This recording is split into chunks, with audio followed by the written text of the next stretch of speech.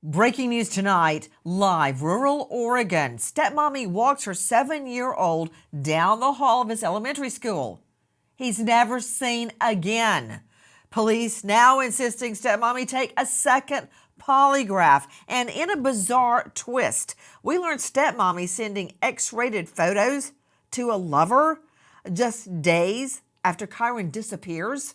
Despite all of this, still no sign of 7-year-old Kyron Horman. Good evening. I'm Nancy Grace. This is Crime Stories. Thank you for being with us.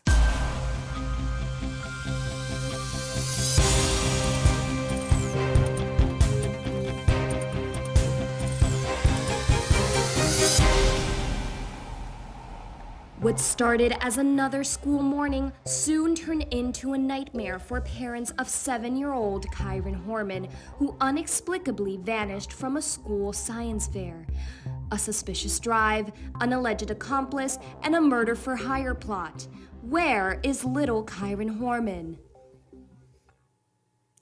This is a question that has gone through our minds and hearts over and over and over. Joining me, an all-star panel to make sense of what we're learning about Kyron's disappearance. But first, I want to go to a very special guest. Kyron's father is joining us, Kyron Horman. Kyron, thank you for being with us. Hi, thanks for having me. Kyron, I know you have been asked this before, specifically by police and many, many other law enforcement. But could you go back to the day that when you learn Kyron has disappeared, just 7 years old at the time? Yeah, I was at work that day and came home after I was in the office and went to walk down to the bus stop that's down our driveway and went down to meet him when he gets off the bus, something we do pretty much on every day. And the bus came down and the door opened and the bus driver looked at us a little bit puzzled and had mentioned that he was not on the bus. And that came as a shock. And we talked to her for a few minutes, at which time we ran back up to the house and got in the car and went up to the school to try to find out what was happening while we were making phone calls on the way. So it was a very shocking situation at that point in time. And then went to the school, talked to the teachers and faculty up there, placed the call to 911, and that's when the sheriff's office got involved and just kind of evolved from there. I'm just thinking about that trip, that frantic drive that you made to the school. Kane, I'm projecting. I remember I was in New York and I had just gotten the children bathed and in their pajamas and called home and found out my dad was on life support. Within about 15 minutes, we were out on the street trying to hail a cab to hopefully get a flight home. That trek, trying to get home, trying to get somewhere to get to my dad. Will you describe those moments where you are frantically on the phone, you're driving, you're trying to get your facts together and find out everything you can? What was going through your mind? What happened on that trip back to the school? Well, it was just a very, I don't know that I have a good description of it, very visceral panic. Nothing, I mean, sheer panic. The one thing or it's one of the top things I think most parents fear is their children going missing. You want to protect them. You want to be able to know where they are at all times. And I was just panicked. It was just terror. I don't remember much else. I remember I think what I've, learned since then about the trauma response. I think that it was in just full trauma mode at that point in time. Everything just looked different. The scenery looked different on the drive up there. Just everything racing through my mind of, all the different scenarios that could play out. But it was, honestly, it was terror. I couldn't even really explain the thoughts at that point. It was sheer panic. You know, another thing, Kane Horman, guys, joining us is Kyron's dad, Kane. Many people would say, and it's not their fault, they just haven't lived through it. Well, it's no big deal that he's not on the bus, because what if he stayed on the playground and was playing and the bus left without him? What if he stayed in one of the rooms and was doing an extra assignment? There's something called routine evidence, evidence of routine. Every day, I pick up my children at a certain spot at school. If they're not there, there's a problem. It would be, for instance, if everybody got together and came here and it's time to get hooked up to you and no Nancy. That has never happened. It means something. It's significant. How did you know? Here and here, in your head and your heart, when he did not get off that bus, when those doors swung open, how did you know instinctively something was very wrong? It wasn't just playing on the playground or staying in a classroom. Yeah, that's exactly how you describe it. The bus comes, he gets off every day. There's been, a lot of discussion around whether or not he was at school still, or other things, and he just very routine, like you said. I don't know that we had a situation where he ever missed the bus up until then. I don't recall him being on the playground or in the classroom without us knowing about it. And I think that's the main thing, is usually, I think in a lot of those circumstances, if there's something after school, you're usually notified. And the schools are usually really good about doing that. So it was just an immediate response that something's definitely off, because we either would have heard or he'd be stepping off those bus steps right now. So exactly what you described, it was pretty much like clockwork every day. And that was just the one day that it wasn't. Kane, when you got to the school, what happened when you got there? I remember trying to locate teachers. The three of us were up there. So we were trying to locate and ask questions about, where he was at, if he was still there, kind of the things that we just talked about. Just getting a rundown, and they had indicated that he was not there that day, that he had been absent from school from basically the beginning of the day, which then was an additional shock. Oh my stars, that just makes my stomach hurt. Your whole day, you're going about your business, you're working, you're this, you're that, you're making calls, you're sending emails. The whole time you think he's fine at school, and he was not there. He was not checked in. Right. Yep. When you say the three of you, I can just imagine getting to the school. It's still kind of drop off, pick up, everything's going crazy, and you rushing in probably to the office, going, "Where's Kyron? Where is he? Where is he? I can't find him. He didn't get off the bus."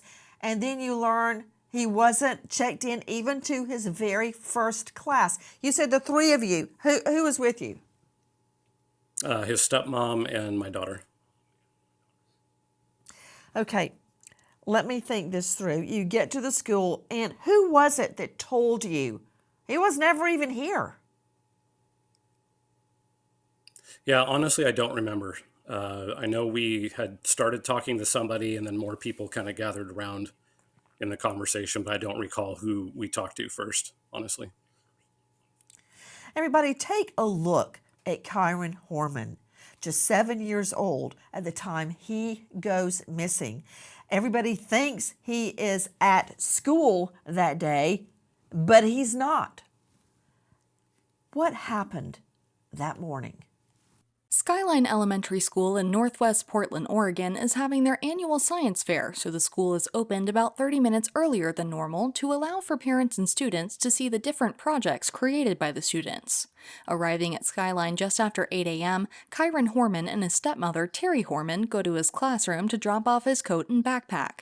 Kyron then shows his stepmother his exhibit called The Red-Eyed Tree Frog. And you're looking at it. So he was at school. Look at this. Kyron Horman at school. There he is with his project he worked so hard on. It's quite elaborate. The red-eyed tree frog. Look at all the things surrounding him. Can you imagine how hard he worked on that? And he was there. Annette Newell joining us, KXL News, host of Speaking Freely with Annette Newell. Annette, thank you for being with us. Annette, there's no question he was at school for this preschool science fair. Now, interesting, a lot of times we don't have that distinction. This was all happening before first period, before he goes into his homeroom teacher, was this science fair. Explain. Yeah, that was an event in which there were a lot of people who came from throughout the community, and there wasn't a lot of what you would say supervision. There were people coming in and out because there was a science fair, and the adults who were coming in weren't really being monitored very much. Kyron Horman with me, Kyron's dad. So that was kind of a big morning for him, taking in the big science project. I know when we have that with our twins, it's a big ordeal trying to get everything there. Don't leave anything behind. Don't crush it or hurt it on the way to school.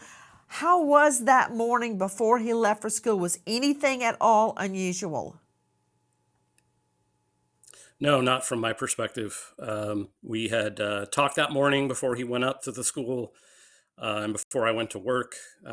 We talked outside. He came out with me to the car before I got in and left. I told him that I loved him, to have a wonderful day at the exposition, and that I would see him after work and we'd talk all about it. So it was just another pretty much normal day. What more do we know about what happened at the school that morning? Listen. Terri Horman has raised Kyron since he was an infant, and she takes a picture of Kyron standing in front of his project, posting the photo on Facebook. The two walk around the classes looking at other students' projects and see many other parents and children who have arrived early for the science fair. Terri Horman volunteers her time helping Kyron's teacher, Kristina Porter, and Porter sees Kyron and Terri Horman in Kyron's classroom that morning, and another teacher sees Kyron and Terri in another classroom before the 8:45 a.m. school bell rings. Kyron Horman, explain to me your understanding of what happened that morning at the Science Expo and how many times he was cited. I mean, I see the picture. I know he was there, but now I'm hearing he was in another classroom. What's your understanding of his movements that morning? Yeah, so based on what I understand, again, this is what I remember being told, that they arrived at the school, that they went to the classroom where his project was on display. That's the photo that we've all seen already with him standing in front. I did see that photo later that day on our camera as well. There was a couple other pictures of other things in the room from what I remember. So they did look at some other projects in the room, again, from what I recall. And then there was a description of them walking to other classrooms and looking at other projects in those rooms. I don't remember. I don't recall which teacher it was that they went into. I think they went into multiple rooms from what I remember and what I was told. And then there was a discussion about them parting ways up in the hall by the office. And he supposedly walked down the hall back towards his classroom, and she left the building. Again, according to what I was told, I don't know for a fact what happened, but that's what I remember as the kind of the described overview of what happened there. And again, I did see photos of the classroom and a few others, but that's what I remember. Okay, I'm understanding something really for the first time. This expo wasn't in one big room like the gymnasium or the auditorium. It was in different classrooms. So you would walk from classroom to classroom looking at various other projects, sizing up yours compared to them. Did anybody have a really great idea or really bad idea? You could talk about it at the supper table that night. So Kyron specifically, and the stepmom are going from room to room, looking at the projects. Is that correct? Yeah, from my understanding, that's correct. Yes. Okay. I find that very significant because it's not a group of people in one gymnasium, one gym with all the projects and 50 people, 100 people seeing Kyron. He's walking from room to room, in and out. Everybody's milling around, looking. Parents are there from all over, looking at their children's science projects. It's easy to get lost in the shuffle. It's, you might as well be walking through Grand Central Station. There's a million kids running around. There's parents that don't really know each other. Who knows what happened? Who can really get a good grip on the last time Kyron is seen? It's not like he disappeared off the bus. He was there. He was there. Guys, what more do we know about that morning? Listen. As Terri Horman leaves the school, she sees Kyron walking down a hallway toward his classroom inside Skyline Elementary. Kyron has already placed his book bag and coat in Miss Porter's classroom when he first arrived for the science fair. Miss Porter starts her class like every day, then the children move to reading group, then recess, then lunch. Around 3 p.m., the children, tired from a busy day, get on the bus to go home. Terri Horman and her stepson Kyron Horman arrive at the school science fair the morning of June 4, 2010. Stepmom claims she saw Kyron walk to his classroom, but teachers mark him absent, alleging the little boy never made it to class. Police commence an exhaustive search around a 2-mile radius of the school that includes a remote island along the Columbia River. Welcome back. Where is Kyron? You think when you take your child to school, everything is safe and sound. Not in this case. Joining me an all-star panel, but straight back to Kyron's father, Kyron Horman, joining us. Kyron, what did stepmom Terri tell you about what happened? Yeah, so it was we talked about the going to the room at the school, doing the photos, walking around the different rooms. I do recall, after thinking about it a little bit more, I think it was his first grade teacher that they saw in his room. And one of the interesting things about the school is there is an upstairs and a downstairs with classrooms, which I guess I didn't mention before. So she had talked about starting in the upstairs rooms and touring the science projects in those rooms, then going downstairs and viewing the projects there. And then, it's been a while. My memory may not be what it used to be, but for some reason, I remember her talking about them separating and meeting, because there's different stairwells to go back up to the upper level, where they went back up to the upper level and met near the office. And that's where they parted. And she saw or talked about him walking down the hallway back to his class. I don't recall her saying she saw him doing that, but they met there and then separated at that point in the school. It's kind of the office is kind of a central spot in the upstairs. And then she went and did some of her daily things that she had on her list from the school. So that was the last time that she had said that she had saw him, was in that central meeting place by the office. And that's the teacher to whom you're referring? The teacher, the name's escaping me at the moment. I apologize. That's okay. I just want to make sure you're talking about the teacher says she saw him in that central area and she took off to go do all of her duties, right? No, I don't recall a teacher saying that. That's what I was told by his stepmom, is that they met up there and separated there. Gotcha. Now, I understand also, to Annette Newell joining us, KXL News, that at least one person saw stepmother Terri leaving the building. How do we know what time she left? Did she leave alone? Who is confirming that? Actually, that information came from the mother of Kyron. She said that there were several witnesses who have told her that they did witness him leaving in a truck with a stepmother.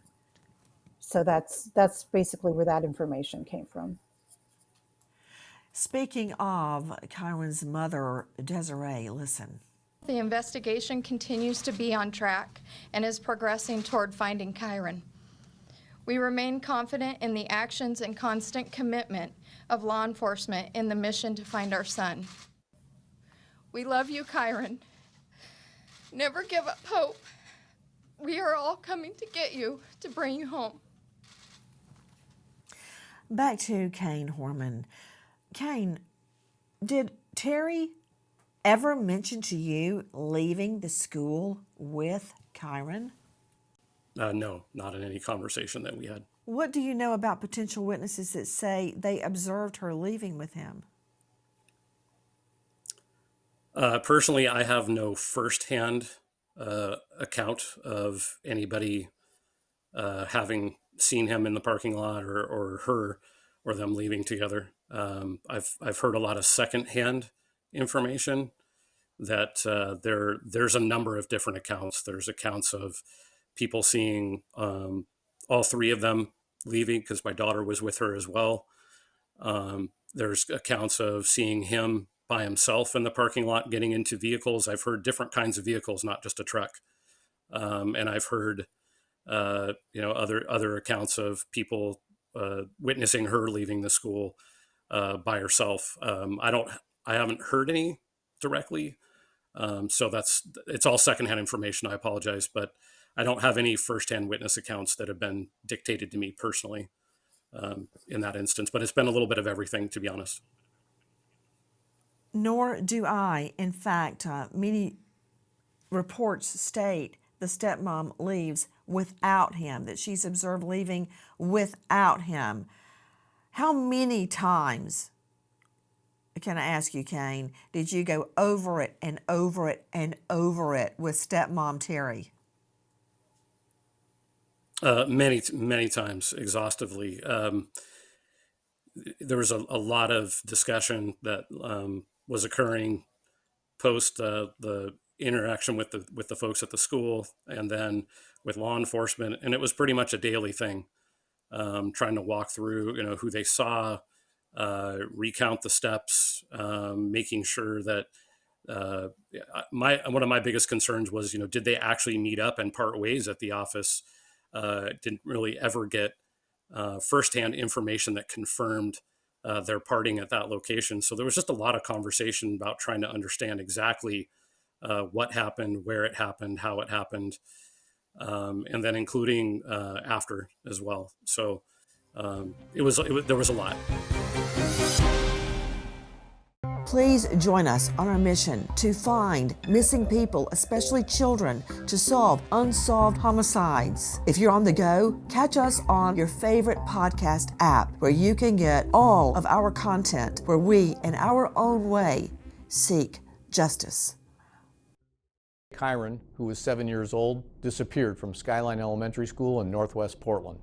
From day one, the Multnomah County Sheriff's Office has worked in close partnership with the Multnomah County District Attorney's Office, the FBI, and other agencies to find Kyron.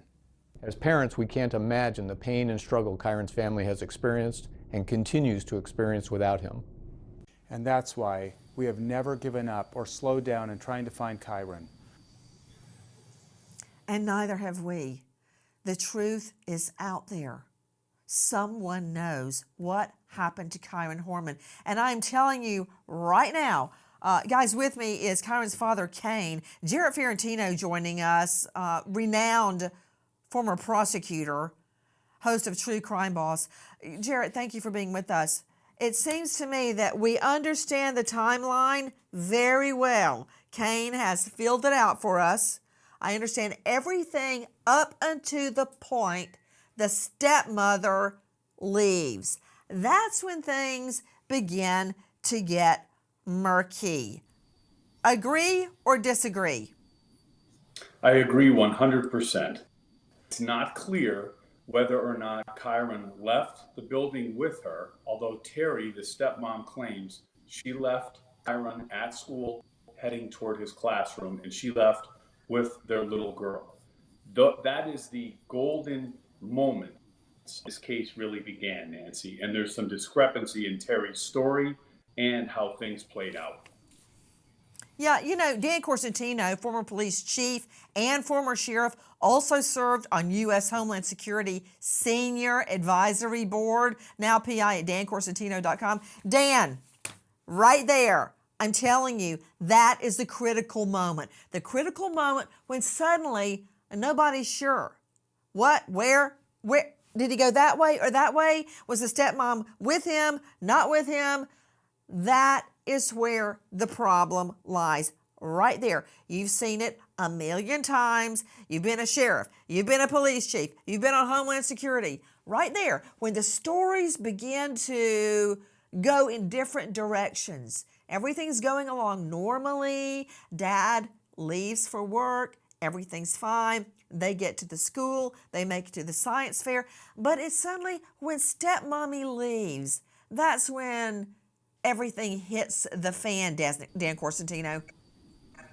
Absolutely. That was the defining moment. That was the beginning of the journey in this sad, sad case. What is really, really interesting about this is the comfort level that Kyron had and who he had the comfort level with. And there was only one person on that particular morning when he was at the school with Terry. That was the person he had a comfort level with. Obviously, teachers, students, and everything. But unless this was a stranger abduction, which I don't think it was, that was the individual that he had the comfort level with, and everything changed as her story continues to change. You know, you just mentioned something really important, Dan Corsentino. You said, unless it was a stranger abduction. Let's just talk about the reality of that possibility. Dr. Sherry Schwartz is joining me. She is a forensic psychologist, and her specialty is criminal behavior. She's the author of Criminal Behavior and Where Law and Psychology Intersect. Dr. Sherry Schwartz, thank you for being with us. That is not a possibility that there was a stranger abduction in the middle of the elementary school science fair. Okay, the science fair was ending. The 8:45 bell was going off for everyone to go to class. What stranger? What? Who? No stranger is in that building. Everyone is dispersing and leaving. The only one there where the story goes sideways is with the stepmother, Dr. Sherry Schwartz. Yes, that's correct. She's the last one that was seen with Kyron, and Kyron hasn't been seen since.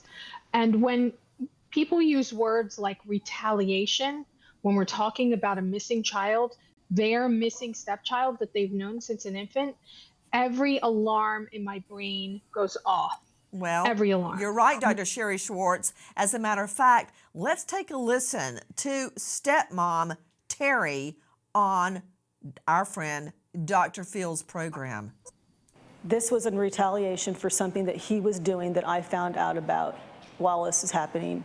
And this particular person was actually his friend and sent to the house. So this was a setup. Okay, yeah, a setup, retaliation. What is she even talking about? Listen to more of the stepmom speaking to our friend Dr. Phil. Well, that would be because the law enforcement told us to do things that we normally do. So they want you to go grocery shopping. They want you to go to the gym. They actually specifically told both Kane and I, and he was with me that day when we went. Okay. What she's talking about, could she possibly be talking about the X-rated photos she's sending a lover within just days after Kyron disappearing? I mean, Kane, I don't know what you went through. I thought I knew everything about grief when my fiance was murdered. I couldn't eat. I couldn't sleep. I could barely speak. I couldn't stand to hear music or TV or radio or even the clock ticking. I would vomit and vomit. I couldn't keep anything on my stomach. The last thing I could have thought about is sending X-rated photos of myself to some guy. I mean, that's just not where your head is at a time like that. My reaction, the first thing that I wanted to do was to cooperate with law enforcement as much as possible. And when I wasn't doing that, I was sitting in another room, staring at the floor and crying. For the first couple days, I think I slept for maybe 20 minutes the night that he went missing. We had a house full of law enforcement.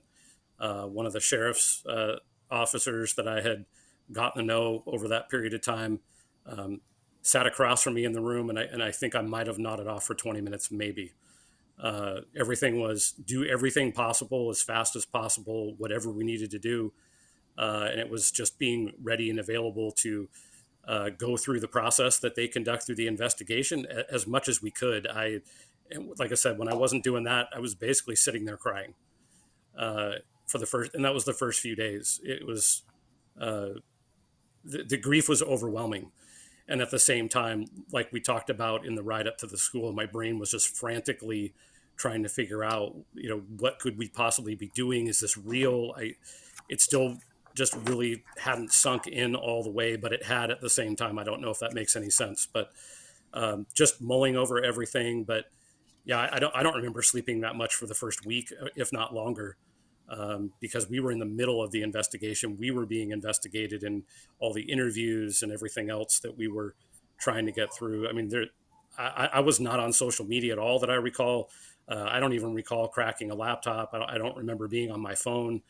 I just remember working with the team as much as humanly possible to make progress on finding him. So the things that you're describing to me, completely foreign to me at that time, and still. Sorry, I don't know how else to answer. It was a very intense period of time. I have no idea how anyone would be in that mindset. Terry alleges she drove along country roads to soothe daughter Kiara's earache the morning of Kyron's disappearance. Terry's friend Dee Dee allegedly rushes out of work at the same time as Terry's drive after receiving a mysterious phone call. Her whereabouts during this time are unknown. Witnesses at the school report an unidentified man in a white pickup truck at the science fair, but his identity remains a mystery. Guys, there's so much misdirection going on right here. So much misdirection. To Annette Newell joining us, KXL News host. Annette, again, thank you for being with us. That parking lot was likely full of parents leaving the science fair. But you are telling me evidence has emerged of at least one witness seeing the stepmother leaving with Kyron. Is that correct? They were seen out in front of the school by one of Kyron's friends, his grandma and sister, as well as his bus driver. They were walking out to the main road, which is where the truck was parked. That witnesses saw Terry and Kyron leaving the school together that morning and heading toward their truck. According to Kryon, also, Terry said that she drove around town that day, stopping at the 2 grocery stores to get medicine for her daughter, who wasn't feeling well. Then police found that Terry's phone pinged around Highway 30 north of Portland in that time period. Now, you're telling me that she, in the vehicle, in the truck, was spotted at not one, but at least 2 grocery stores. Could the video be highlighted, enhanced, to see if Kyron was in the car at that time? That's something that they tried to do a bunch of times, and they couldn't conclusively tell whether he was in the car or not. Annette Newell joining us, KXL. Annette, that video depicting the stepmother going to at least 2 grocery stores, was that immediately upon her leaving the school? Yeah, they do think it fit the timeline of what she was talking about, although there was some other time that they weren't sure if they could definitely connect what she was saying she did versus what she did. But they did find that there was some video of her from surveillance cameras in that area that did show her and show her in the truck. Right. Question, you mentioned the pinging of her cell phone. Explain to me where her cell phone pinged. Yeah, it was an area north Portland, not far from the school, around Highway 30, which runs north of Portland. And that was after she'd spent time driving her daughter around. She said she was driving in that area to settle her daughter down, is what she told police when they asked why the phone was pinging around in that area. To Kyron Horman, this is Kyron's dad. When you asked her what had happened that morning, did she describe this circuitous route driving around with the daughter in the car to help her earache? Yes, she did. She talked about the retailers she stopped at. I want to say there was a gym stop. Again, I don't recall. It's been a while. But she did outline that. She outlined a few of the country roads that they were driving on. She wasn't overly specific about which ones. There was a few she talked about, but after that, it was just driving around. But yeah, I was familiar with that kind of timetable. The 14-year investigation has turned up no clues as to little Kyron's whereabouts, but family and investigators suspect this was no accident. Stepmom Terri maintains her innocence as the Horman family continues their desperate search for answers. We know the stepmother has never been formally charged in Kyron Horman's disappearance. She has become the target of public suspicion, but there seems to be a chain of alleged misconduct, really, since the moment Kyron goes missing. Now, to you, Dr. Sherry Schwartz, I know that everyone reacts differently to pain or suffering or loss or even stress, but this series of alleged misconduct does not bode well, Dr. Sherry. Not at all. And this isn't, to me, this isn't anything that would constitute a trauma response or a grief response. This is very specific behavior. She's talking about retaliation against Kyron's dad. She is saying things like the police told her, things like to go to the gym. Now, I don't know if they did or they didn't, but I would find that very strange because most parents are out looking. And also, Nancy, if I lost somebody's sunglasses that didn't belong to me, I'd be scouring the neighborhood to find out where did I leave them, let alone losing someone's child. I also understand that Terry Lynn Moulton, formerly Terry Horman, faced grand theft firearm charges stemming from an incident in Marysville, California regarding a stolen gun. It's just like one thing after the next. And again, she's never been named a suspect, a formal suspect in the disappearance of Kyron. You know, Kane, you earlier mentioned that you and the whole family were being investigated. That's SOP, standard operating procedure. When someone goes missing, the first place police look, as they should, is at the family members, particularly the male members. Statistically, that's typically who did it.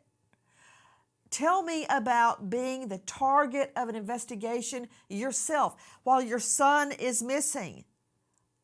What was that like? The only way I can describe it is it was something that that I needed to do.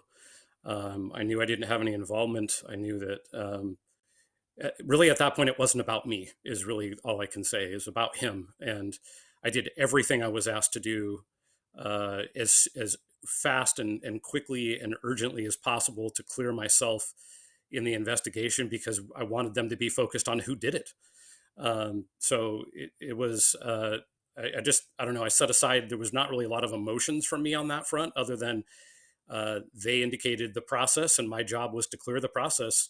And that's absolutely what I wanted to do. And again, as urgently as possible, the focus was on him, finding him as quickly as possible.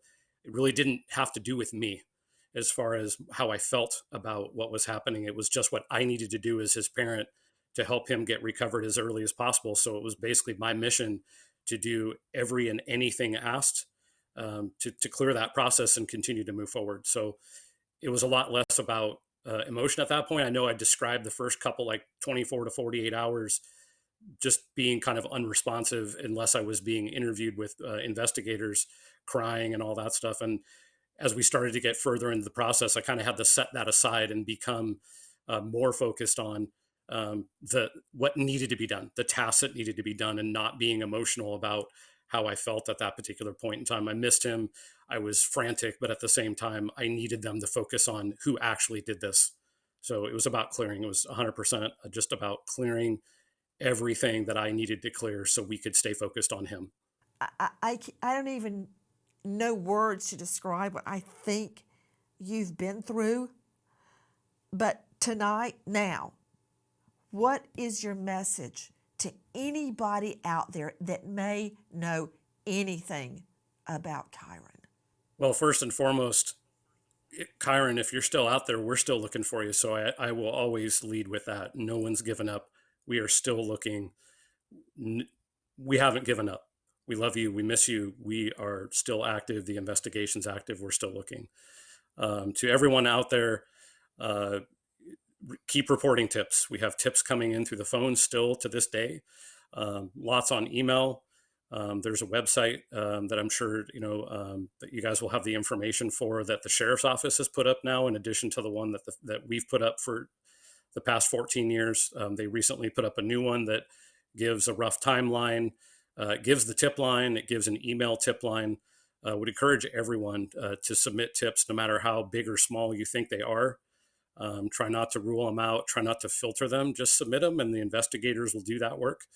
But urge anybody who feels that they witnessed anything, no matter how long ago it was, to submit that information through the tip line. And again, don't try to filter it out. Don't try to vet it for yourself. Pass it along. So I would highly encourage that. The other thing is, there are age progressed photos on the website. There's, I think, the original and 3 others. He's not 7 anymore. And so that's one thing that we try to remind folks, is that he's older. He may or may not have his glasses right now as well. So if he is still alive and he is out there with somebody, we're trying to get people familiarized with those age progressed with and without the glasses. So if they do see a similarity, that they call in that tip as well. But the tip line, both the phone and the email, are open. They're still actively getting tips. Please continue to submit them as much as you can. We're showing those age-progressed photos from our friends at National Center for Missing and Exploited Children. We believe this is what Kyron would look like today. You can, of course, call NCMA or 1-800-THE-LOST. 1-800-THE-LOST. There is a $50,000 reward for information leading to the resolution of Kyron's disappearance. A $50,000 reward. We stop now and remember an American hero, Deputy Sheriff Caleb Conley, Georgetown, Kentucky, just 35, killed in the line of duty, May 22, 23. A U.S. Army vet, survived by wife Rachel, son Riley, and daughter Olivia, grieving for their husband and dad. American hero, Deputy Sheriff Caleb Conley. Thank you to all of our guests for being with us, especially Kyron's dad, Kane. Thank you for being with us, and to our MSM family, joining us in the search for Kyron Horman. Nancy Grace signing off. I'll see you tomorrow night, 6 and 9 o'clock sharp Eastern, and until then, good night, friend.